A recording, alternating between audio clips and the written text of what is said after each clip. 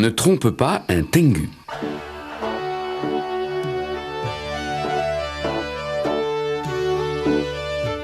Toute personne avisée sait qu'il ne faut jamais essayer de tromper un tengu. Mais Izo-san avait si peu de cervelle qu'il s'amusa à jouer un tour à l'un d'eux. Izo-san avait passé la matinée à tenter de faire une sarbacane avec un bambou, mais le petit pois était resté bloqué au milieu. Il approcha le bambou de son œil pour voir à l'intérieur. « Laisse-moi regarder dans ta longue vue !» lui dit une voix.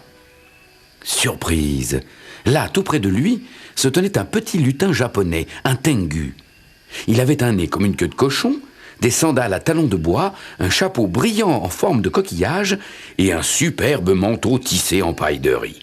« Laisse-moi regarder !» piaillait-il. Mais Izo-san secoua la tête. « Oh non, la vue est trop belle !»« Je te donne mon chapeau brillant si tu me laisses voir !» dit le tengu en essayant de lui arracher le bambou. « Oh non!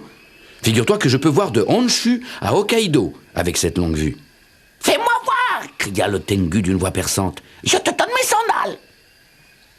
Izo-san refusa une fois de plus et éloigna la sarbacane. « Alors je te donne mon manteau qui rend invisible !» dit le tengu à bout d'arguments.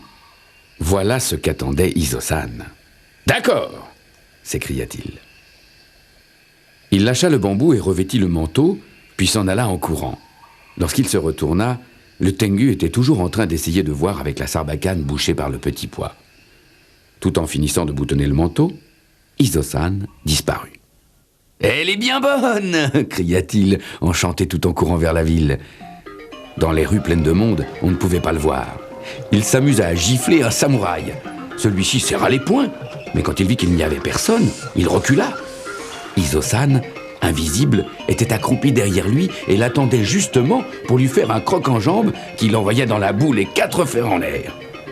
À la suite de quoi il attrapa l'ombrelle d'une jolie jeune fille et l'emporta en courant dans la rue. La jeune fille le poursuivait en criant « Mon Dieu, comment est-ce possible? Il n'y a pourtant pas de vent !»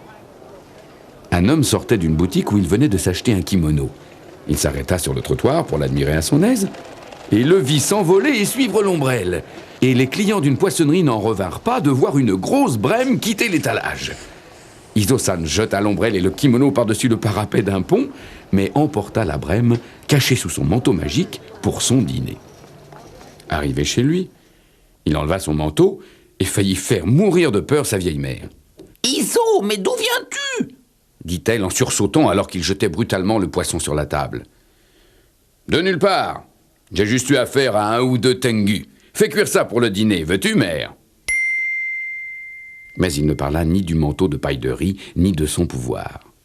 Lorsqu'il fut couché, la mère décrocha le manteau. « Quelle vieille loque !» grommela-t-elle en le jetant au feu.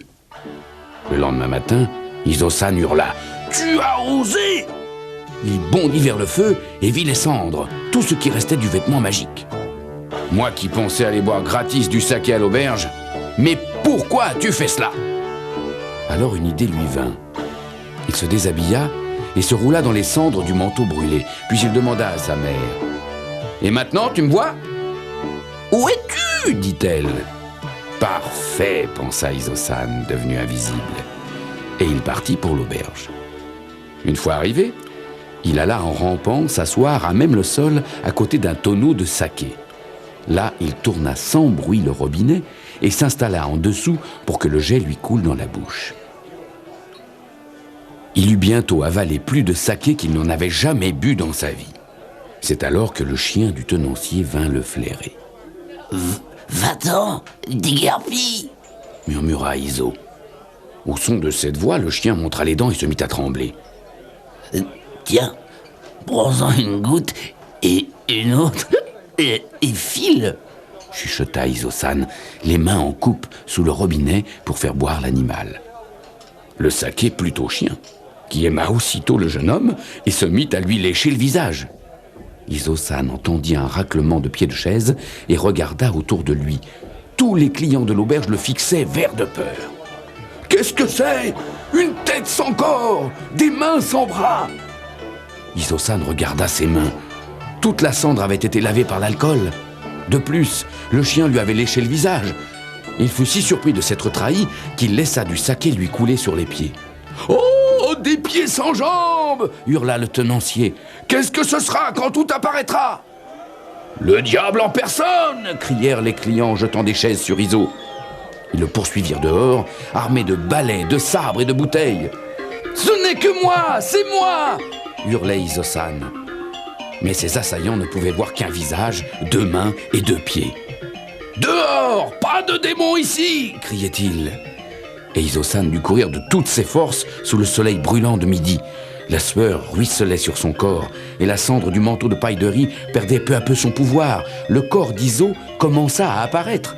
Il fuyait à toutes jambes, la ville entière sur ses talons. Arrivé sur le pont, il plongea dans la rivière. L'eau le lava des dernières traces de cendres, le laissant nu et glacé. Les badauds penchés par-dessus le parapet lui jetaient des pierres. « Vous voyez bien que c'est moi !» gémissait le jeune homme. « Iso-san, mais qu'as-tu fait ?» demanda le tenancier de l'auberge. Le garçon dut tout raconter avant de pouvoir sortir de l'eau. « S'il vous plaît, quelqu'un pourrait-il m'apporter un vêtement ?»« Pas avant que tu ne m'aies payé tout ce que tu as bu !» cria l'aubergiste. « Et que tu m'aies acheté un nouveau kimono !» gronda un passant. « Et une nouvelle ombrelle !» cria une jeune fille. « Et rembourser mon poisson !» hurla le poissonnier. « Et pas avant que je t'ai giflé !» menaça le samouraï. À l'ombre du pont, un lutin coiffé d'un chapeau brillant en forme de coquillage et chaussé de sandales à talons de bois adressa un sourire moqueur à Iso-san. « Maintenant, tu sais pourquoi il ne faut jamais tromper un tengu !» dit-il. Et il lui souffla le petit pois de la sarbacane en plein dans le nez.